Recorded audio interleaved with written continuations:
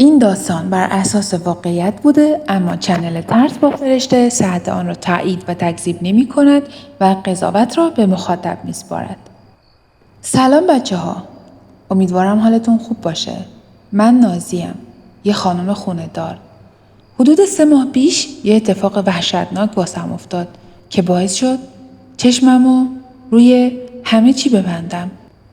از خونه خوبی که خالم بهمون اجاره داده بود بلند شیم. حالا داستان چی بود؟ یه مدت بود که هی از در و دیوار خونه صدای تق و توق می اومد. روزا من اصلا آسایش نداشتم. همش می ترسیدم. با گوشه چشمم یه سایه هایی رو می دیدم. ولی شوهرم می گفت عینکت کثیفه لابد. منم مثل اون خودم رو گول می زدم. عادت داشتم ظهرا بخوابم. ولی با این همه سر و صدای مشکوک همش از جا می پریدم و بدتر بدخواب می شدم. از دعواهامون که نگم. من و شوهرم به سازگاری و زندگی عاشقونه توی فامیل و دوست و آشنا معروف بودیم. اما چند وقتی می شد که به بدترین نحو ممکن دعوامون می شد. به همدیگه بدجوری می پریدیم و در صورتی که هیچ مشکلی با همدیگه نداشتیم. چیز میزامون گم می شد. اصلا یه وضعی بود. حالا میخوام بگم من با همه اینا داشتم توی اون خونه زندگی میکردم. میدونستم یه جای کار میلنگه و یه چیزای این وسط مشکوکه. ولی باز اقدامی نمیکردم. نهایت اقدامم این بود که میرفتم از خونه بیرون تا چند ساعتی در امان باشم. ولی وقتی برمیگشتم همون آش و همون کاسه بود. تا جایی که یه روز مثل همیشه کارهای خونمو کردم، غذامو بار گذاشتم و از خستگی رفتم افتادم روی تخت و خوابم برد. انقدر از صبحش کار کرده بودم و کل خونه رو سابیده بودم که واقعا بیهوش شدم. خواب بی سر و ته‌ام توی همون حال شروع شد. داشتم خواب می دیدم که دارم توی آشپزخونه گازمو تمیز می کنم. در حالی که می بینم 2 پسر جوون ولی خنده رو نشستن توی پذیرایی و دارن با لبخند نگاه می کنن. با اینکه لبخند می زدن به هم ولی حس خیلی بدی داشتن. انگار که نگه هم داشته بودن و سر جام قفل شده بودم. انگار خیلی وقت بود که می شناختمشون ولی حس خوبی بهشون نداشتم. دیگه کلافه شده بودم و بی اختیار گفتم چی می خواید؟ چیزی براتون بیارم؟ چرا اینجوری نگاه میکنید؟ یکیشون با همون حالت مهربونش گفت تو که اینجوری بوی قیمه راه انداختی نمیگی ما دلمون میخواد؟ ما از صبح گرسنمونه به ما قیمه بده. همون لحظه با شدت خیلی بدی از خواب پریدم. خیس عرق شده بودم. انقدر خوابیده بودم که غروب شده بود و چراغی هم توی اتاق روشن نکرده بودم. همین تاریکی داشت حالمو بدتر میکرد. بوی قیمه‌ای که پخته بودم همه جا رو برداشته بود. تازه یادم اومد که من قیمه بار گذاشته بودم. انگار یه پارچه آب سرد ریخته باشن روم. تازه فهمیدم قضیه از چه قراره. داشتم سکته میکردم. حتی اونقدر ترسیده بودم که میترسیدم از جام بخورم.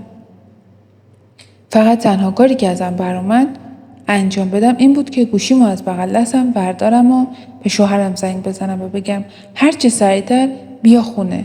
قلبم از وحشت مچاله شده بود. دلم میخواست اون قیمه رو مستقیم خالی کنم توی سطل آشغال. بوش دیگه خوب نبود. به مشامم.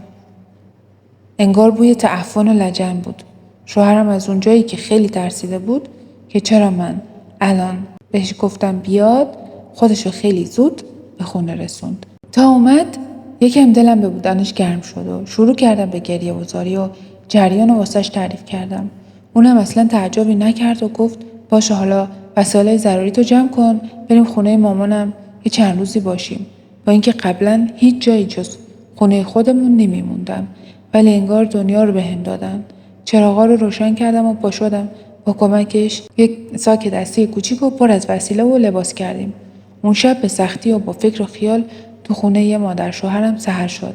ولی با شوهرم به این نتیجه رسیدیم که خالمینا رو دعوت کنیم و بهشون بگیم که ما باید از اینجا بلند شیم و میخوایم خونه رو پس بدیم.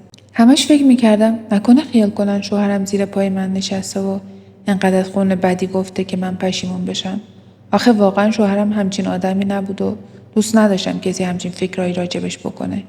بالاخره هم همین کارو کردم. زنگ زدم خالم اینا رو، همون شب دعوت کردم خونمونو، با شوهرم رفتیم دوتایی کارمون رو انجام دادیم و واسه مهمونا آماده کردیم. بعدشم خودم بحث رو پیش کشیدم و به خالم گفتم ما چون قصد بچه دار شدن داریم، تصمیم داریم به یه خونه 2 خوابه و میخوایم خونه رو پس بدیم. شوهرشم گفت خب خدا رو شکر که تا حالا توش راحت بودید. این زن که ما رو کشت. خالم چپ چپ بهش نگاه کرد. نمیدونستم جریان چیه تا اینکه آخر شب موقع ظرف چیدن توی ماشین ظرفشویی گفتم راستی خاله شما توی این خونه چیزی حس میکردید؟ گفت نکنه از حرفای سیامک اینجوری فکر کردی؟ چرت و پرت میگه ولش کن. گفتم اگه چیزی میدونی بگو. حرف تو به زندگی من بستگی داره. گفت والا من چیزی حس نمی‌کردم. فقط بردیا چندین بار گفت 2 تا آقا میبینم تو اتاق که میگه میای با هم بازی کنیم. اونم نه 1 بار و 2 بار. حالا من دلم نمیخواست تو بفهمی و فکرت خراب بشه.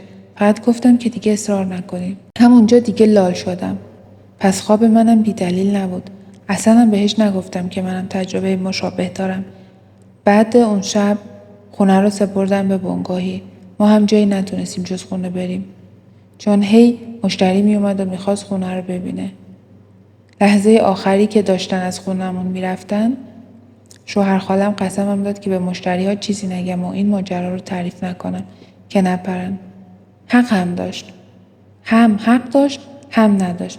ولی دلم نمی اومد که به مشتری هاشون چیزی نگم.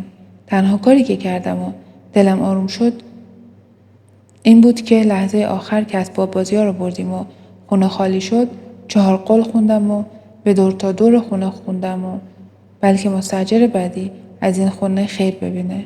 خدا رو شکر توی خونه جدید نه از اون تق و توقا خبری هست و نه از خواب آشفته و دعوا و بحث. خدا رو شکر. برای داستان‌های بیشتر لطفاً چنل ترس با فرشته را سابسکرایب کرده و زنگوله را فشار دهید.